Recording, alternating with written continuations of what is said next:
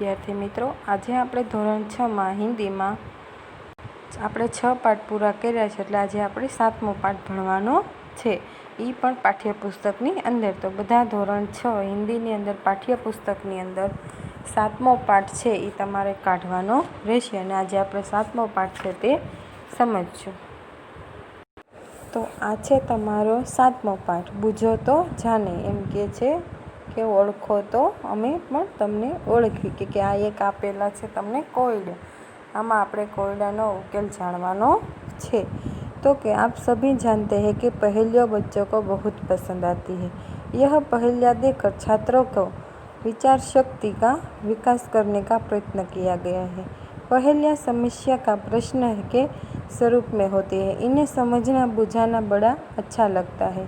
वे पहेलियाँ हमारे विचार करने की शक्ति को बढ़ाती है, ज्ञान में वृद्धि करती है.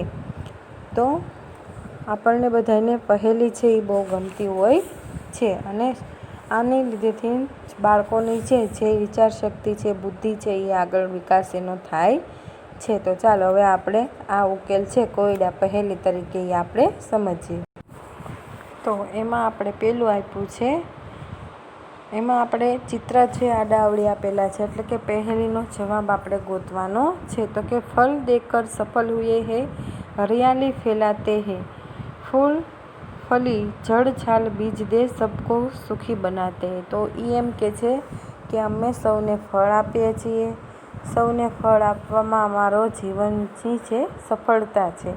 અમે હરિયાભર્યા છીએ, એમ કે હરિયાળી ફેલાવી છે, લીલોતરી ફેલાવી છે.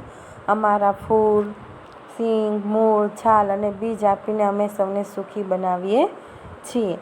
તો ફળ, ફૂલ, પછી હરિયાળી, છાંયો, આ બધું આપણને કોણ આપે છે? તો કે વૃક્ષ આપે છે. કોણ આપે છે?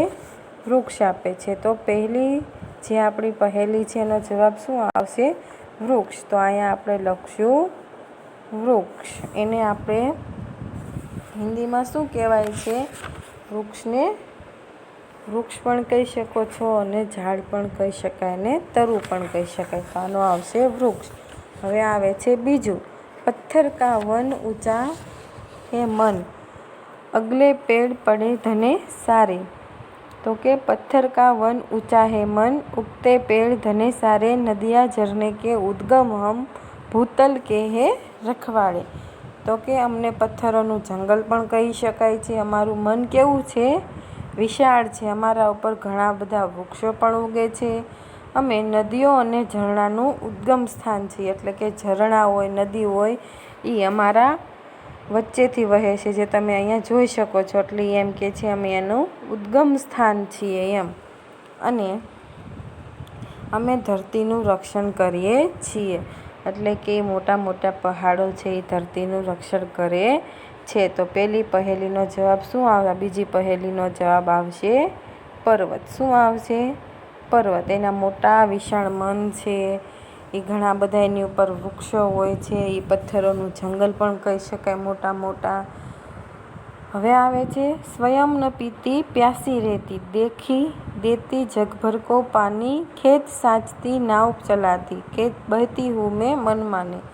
તો કે હું મારું પાણી છે એ પોતે પીતી નથી, સ્વયં પીતી નથી, હું જાતે તરસી રહીને દુનિયાને પોતાનું પાણી પીવડાવું છું, અને મારા પાણીઓથી ખેતરની સિંચાઈ થાય છે.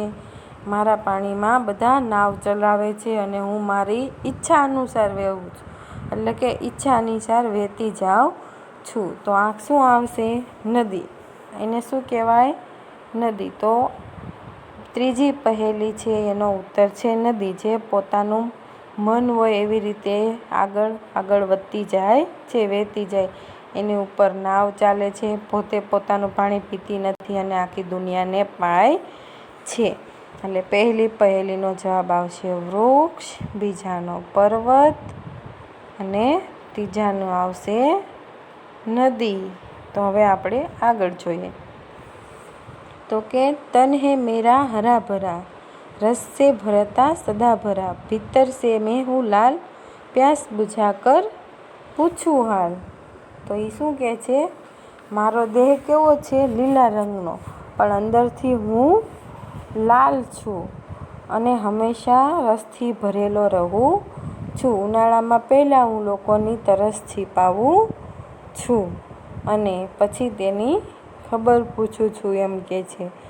તો એ બધાને શું એનું લાલ રંગનું હોય, ઉપરથી લીલા રંગનું અને અંદરથી લાલ રંગનું, પછી રસ ભરેલું હોય અને બધાની પ્યાસ એટલે કે બધાની તરસ છે એ છીપાવે છે. તો આનો જવાબ શું આવશે?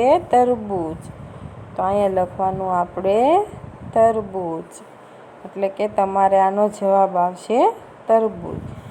પછી હવે હમ દોનો હે પક્કે મિત્રે કરતે રહેતે કામ વિચિત્ર, 5 સેવક હે સાથ લેકિન કરતે કભી ન બાત. શું કહે છે? અમે બંને હંમેશા મિત્રો છીએ, ખાસ મિત્રો. અમે અનોખા બધા કામ કરીએ છીએ, અલગ અલગ બધા કામ કરીએ છીએ. અમારી દરેકની સાથે કેટલા સેવકો હોય છે? 5 સેવકો હોય, પરંતુ એ કોઈ દિવસ પરસ્પર વાત કરતા નથી, એટલે કે વાતચીત કરતા નથી. તો આ શું છે? તો કે 2 હાથ. એનો જવાબ શું આવશે? હાથ. એટલે તમારે અહીંયા લખવાનું છે હાથ. બીજાનો જવાબ આવશે હાથ. શું કામ? તો કે એને 5 સેવક છે, એ બંને સાથ રહે છે, ખાસ મિત્ર છે અને અલગ અલગ કામ કરે છે. પછી આવે છે કભી હું પતલા કભી હું મોટા, કભી ગેંદ જૈસા હું, મેરી કોઈ બહેન નહીં પર બચ્ચોं કા મેં મામા હું. એમ કે છે હું ક્યારેક પાતળો થાઉં છું તો ક્યારેક હષ્ટપુષ્ટ થઈ જાઉં છું, એમ દેખાતો પણ નથી, અને ક્યારેક મોટો થઈ જાઉં છું, ક્યારેક મારો આકાર દડા જેવો થઈ જાય છે. મારી કોઈ બહેન નથી, છતાં પણ બાળકો મને શું કહે છે? મામા. તો એ કોણ આવશે? મામા એટલે ચાંદો. શું આવશે? આ ચાંદો. આ પહેલીનો જવાબ. હવે આવે છે બડે સવેરે ઉઠતી હું મેં, સૈર ગગન કી કરતી હું મેં, આલસ સુસ્તી તનિક ન કરતી, હરદમ ही कुछ करती रहती हूँ मैं. તો કે હું સવારે ખૂબ વહેલી જાગી જાઉં છું, હું આકાશમાં પણ સહેલ કરું છું, ગગનમાં સહેલ કરું છું, એટલે આકાશમાં મારામાં જરાય આળસ કરતી નથી, હું હંમેશા કાંઈક ને કાંઈક કરતી રહું છું. તો શું આવશે? ચકલી. એનો જવાબ આવશે ચકલી. તો તમારે આપણે આ જેટલી પહેલી અત્યારે આપણે કરી છે એવી પહેલી તમારે આગળ હોમવર્કમાં તમને જેટલી આવડતી હોય એટલી પહેલી લખીને રફ નોટમાં લખીને તમારા ક્લાસ ટીચરના વોટ્સઅપ નંબર ઉપર સેન્ડ કરવાની છે. અને આ 1, 2, 3 અને 4, 5, 6, 7 આ પણ એકવાર રફ નોટમાં લખીને તમારા ક્લાસ ટીચરના વોટ્સઅપ નંબર ઉપર સેન્ડ કરી દેવાની રહેશે. અને આની સ્વાધ્યાય પોથી છે આપણે આવતા લેક્ચરમાં પુરાવશું. હવે આપણે છે એ 11મો પાઠ છે, એટલે 11માં શું 8મો પાઠ એ સાથે સાથે લઈ લઈ, જેનું નામ છે राजा का हिस्सा. तो कि इस कहानी में एक प्रजा वत्सल्य राजा का वर्णन किया गया है. राजा प्रजा की कठिनाइयों को हमेशा उसकी मदद करने के लिए तत्पर है. तो आमां राजा અને પ્રજા વચ્ચેનો પ્રેમ છે એ આપણને દેખાડવામાં આવ્યો છે.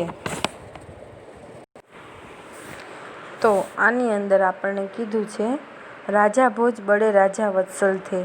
वे स्वयं राज्य में घूम घूम कर प्रजा की कठिनाइयों को देखा करते थे और उन्हें यथासंभव दूर किया करते थे. एक दिन राजा अपनी रानी के साथ रथ पर सवार होकर राज्य का भ्रमण कर रहे थे. वे राजधानी से बहुत दूर निकल गए थे. उन्होंने देखा कि एक खेत में एक किसान हल जोत रहा है, मगर उसके हल में एक ही बैल है और दूसरे बैल के स्थान पर उसकी स्त्री हल बैल खींच रही है. राजा भोज ने रथ रोका, किसान के पास जाकर कहा, भले आदमी तुम यह क्या अत्याचार कर रहे हो? भला कहीं स्त्री को भी हल में जोता जाता है? તો શું કહે છે? ભોજ રાજા છે એ ખૂબ પ્રજાપ્રેમી હતા. તેઓ જાતે જ રાજ્યમાં ફરી ફરીને પ્રજાની તકલીફોને જોતા અને તેને યથાસંભવ દૂર કરતા હતા. તો એક દિવસ રાજા પોતાની રાણીની સાથે રથમાં બેસીને રાજ્યમાં ફરી રહ્યા હતા. તેઓએ ત્યાં રાજધાનીથી ખૂબ દૂર નીકળી ગયા. તેમણે જોયું કે એક ખેતરમાં એક ખેડૂત હળ ચલાવી રહ્યો હતો, પરંતુ તેના હાથમાં હળમાં એક જ બળદ અને બીજા બળદની જગ્યાએ એની પત્ની છે એ હળ ખેંચી રહી હતી. તો જોત એટલે કે જોતા જતા એટલે કે તમારે હળને જે એની હારે જોડે છે એને એમ કહેવાય છે. એટલે તો રાજા એમ કહે છે, ભોજ રાજા રથને રોકી ખેડૂત પાસે જઈને કહે છે, ભલા માણસ, તું આ કેવો અત્યાચાર કરી રહ્યો છે? અહીંયા કાંઈ સ્ત્રીને પણ હળમાં જોતે રાતી હશે એટલે કે જોડાતી હશે. એ એમ કહે છે. એ ખેતરને શું કરી રહ્યો હતો? ખેડી રહ્યો હતો.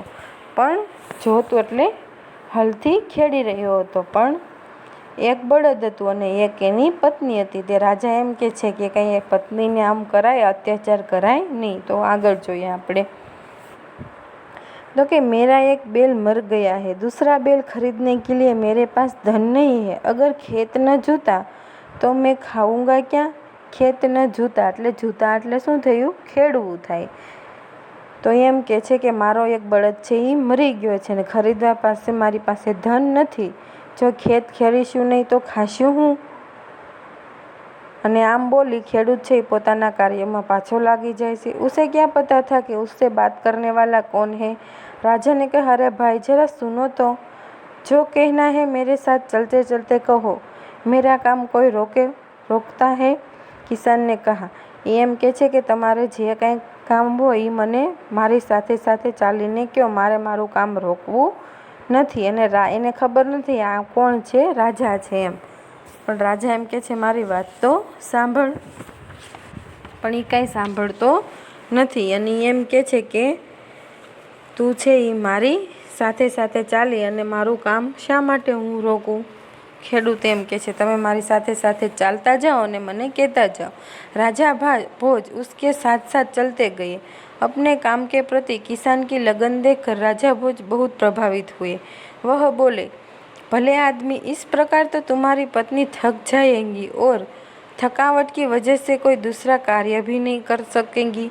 किसान बोला, तो फिर तुम ही बताओ मैं क्या करूं? राजा ने कहा, तुम मेरे साथ चलो, मैं अपना एक बैल तुम्हें दे देता हूँ, मगर इतनी देर में मुझे काम रोकना पड़ेगा. तुम्हें बैल ला दो. કિસાન બોલા. એ શું કહે છે? ભોજ રાજા એમ કહે છે એની સાથે સાથે ચાલવા લાગ્યા અને પોતાના કામ પ્રત્યે ખેડૂતની આવી લાગણી જોઈને રાજા ભોજ છે એ ખૂબ પ્રભાવિત થયા. તેમણે કહ્યું, ભલા માણસ, આ રીતે તો તારી પત્ની થાકી જશે. થાકના કારણે બીજું કાંઈ પણ કામે નહીં કરી શકે. તો ખેડૂત કહે છે તો તમે જ કહો હું શું કરું? કે રાજા કહે છે તું મારી સાથે ચાલ, હું તને એક મારો બળદ આપી દઉં, પરંતુ આટલો વખત મારે કામ તો અટકાવવું પડશે ને, તમે જ બળદ લાવીને આપો. ખેડૂત એમ કહે છે. તો એ શું કહે છે? अच्छा ऐसा करो, तुम अपनी पत्नी को रथ के पास भेज दो, वह मेरी पत्नी से बैल ले आएंगी. तब तक तुम तुम्हारे में मुझे जोड़ दो, तुम्हारे हल में मैं जूतूंगा. राजा ने कहा. किसान इस बात पर राजी हो गया. राजा भोज हल में जूत गए और किसान की पत्नी रथ के पास चली गई. उसने रानी से सारी बात बताई. रानी ने पूरी बात सुनकर कहा, तुम्हारा बैल तो कमजोर होगा, वह हमारे बैल का साथ नहीं दे सकेगा, इसलिए तुम दोनों ही बैल ले जाओ. किसान की पत्नी दोनों बैल लेकर खेत पर पहुंची. किसान बहुत प्रसन्न हुआ. राजा भोज ने कहा, अगर कभी कोई दिक्कत हो तो मेरे पास आना. कहकर राजा भोज ने उसे अपना परिचय दिया और किसान से बहुत शर्मिंदा हुआ. પછી જે કિસાન છે હું થયું? બહુ શર્મિંદા થયો. તો એમ કે છે કે ઠીક, તો ત્યારે એક કામ કર, તું તારી પત્નીને રથની પાસે મોકલી દે અને મારી પત્ની પાસેથી બળદને લઈ આવશે. ત્યાં સુધી હું તારા હળમાં જોડાઈ જાઉં અને તારું કામ અટકે નહીં. તું મારી સાથે તારું ખેતર ખેડજે. રાજાએ એમ કીધું. તો ખેડૂતે આ વાત માની લીધી અને રાજા ભોજને હળમાં જોડી દીધો અને ખેડૂત છે એ ખેતર ખેડવા લાગ્યો. પત્ની છે એ રથ પાસે ચાલી ગઈ. તેણે રાણીને બધી વાત કરી. પૂરી વાત સાંભળી એટલે રાણીએ કહ્યું, તારો બળદ તો નિર્બળ હશે, એમ કમજોર હશે, તે મારા બળદની સાથે ચાલી શકશે નહીં, માટે તું બંને બળદ લઈ જા. તો ખેડૂતની પત્ની છે એ બંને બળદ લાવીને ખેતરે પહોંચે છે. ખેડૂત છે શું થાય? ખૂબ ખુશ થઈ જાય છે. પછી રાજાએ કહ્યું, જો કોઈ ક્યારેક તકલીફ હોય તો મારી પાસે આવજે. એમ કહીને ભોજ રાજાએ પોતાનો પરિચય આપ્યો કે હું રાજા ભોજ છું એમ. ત્યારે ખેડૂત છે એ ખૂબ શરમાઈ ગયો. એને शर्मिंदा થઈ એમ કે મેં આ राजा પાસે काम કરાવ્યું એમ। उसने राजा से बार बार क्षमा मांगी। राजा प्रसन्न होकर वापस चले गए। उस बार उस किसान के खेत में बहुत अच्छी फसल हुई। उसके आश्चर्य का ठिकाना न रहा। उसने देखा कि खेत के जितने हिस्से को राजा भोजने जोता था उसमें मोती उगे थे, बाकी के हिस्से में उम्दा किस्म के गेहूं उगे थे। किसान बहुत प्रसन्न हुआ। किसान ने सारे मोती इकट्ठे किए और राजा भोज के पास पहुंचा। उसने सारे मोती राजा भोज के चरणों में रख दिए और राजा भोज को सारा किस्सा सुनाया। राजा ने कहा, ये मोती तुम्हारे खेत में उगे हैं, इन पर तुम्हारा हक है, इन्हें तुम ही अपने अधिकार में रखो। नहीं महाराजा, यह आपके परिश्रम का प्रताप है, इसलिए मैं इन्हें नहीं ले जाऊंगा। मेरी प्रार्थना है कि आप इन्हें राजकोष में जमा कर ले और गरीबों की भलाई के लिए काम में ले ले। किसान ने प्रार्थना की। किसान की बात सुनकर राजा बहुत प्रसन्न हुए और उनकी मोती स्वीकार कर लिए। तो अहीं शू कर्युं, एने ज्यारे एम थयुं के आ तो एक राजा भोज छे एटले तेणे वारंवार राजानी माफी मांगी, पण राजा प्रसन्न थया, एनी उपर खुश थया अने राजा छे त्यांथी चाली निकळ्या। ते वखते खेडूतना खेतरमां खूब सारो पाक थयो।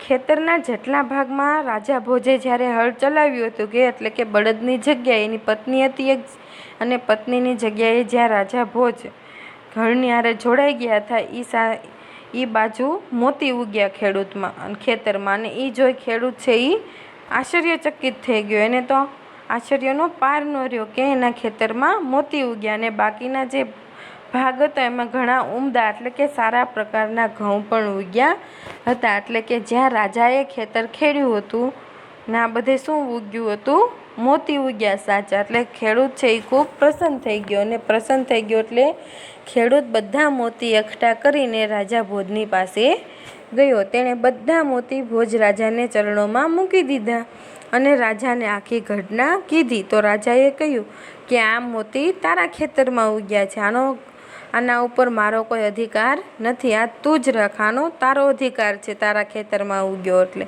તો ખેડૂત શું કહે છે, ના મહારાજ, આ આપના પરિશ્રમનો પ્રતાપ છે, એટલે કે આમાં તમે મહેનત કરી છે, તમે બળદની જગ્યાએ ખેતર ખેડ્યું હતું એટલે કે આ તમારો હક છે, આથી હું અહીંયા એને લઈ આવ્યો।